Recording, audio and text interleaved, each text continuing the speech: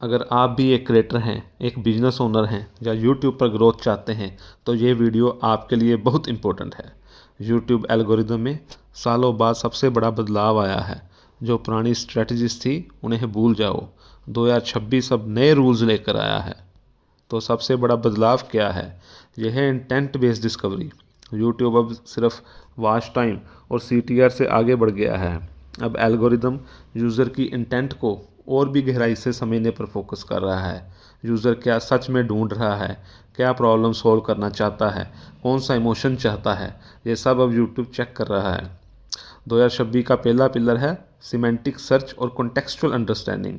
अब keyword stuffing का काम नहीं करेगी। यूट्यूब का AI अब आपकी वीडियो के मीनिंग और कॉन्टेक्स्ट को भी समझ सकता है, सिर्फ कीवर्ड्स को नहीं। इसमें आपके बोले गए वर्ड्स, स्क्रीन पर लिखा टेक्स्ट और विजुअल क्यूज़ भी शामिल हैं।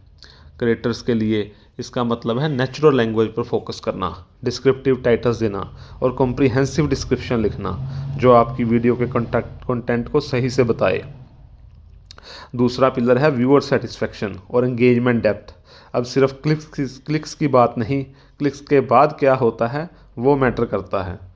क्या आप व्यूअर्स आपकी वीडियो एंड तक देख रहे हैं, कमेंट कर रहे हैं, शेयर कर रहे हैं या सब्सक्राइब कर रहे हैं? यूट्यूब ये भी जानना चाहता है कि आपका कंटेंट क्या सच में व्यूअर्स को पसंद आ रहा है और वैल्यू दे रहा है या नहीं। तीसरा पिलर है नीच अथॉरिटी और टॉपिकल क्लस्टर्स। यूट्यूब अब उन क्रिएटर्स को रिवार्ड कर रहा है जो अपने स्पेसिफिक नीचेस में अथॉरिटी बना रहे हैं। सिर्फ इंडिविजुअल वायरल वीडियोस के बजाय एल्गोरिदम एक स्पेसिफिक थीम के आसपास हाई क्वालिटी इंटरकनेक्टेड वीडियोस की सीरीज़ देखना चाहता है। ये यूट्यूब को बताता है कि आप उस टॉपिक के लिए रिलायबल सोर्स हो, आपने उस टॉपिक पर रिसर्च की है। अब स्ट्रेटजीज की बात करते हैं। पहले advanced keyword research. Basic keyword से आगे बढ़ो, टूल्स यूज़ करो, long tail keywords, related queries और यूज़र इंटेंट फ्रेज ढूंढने के लिए।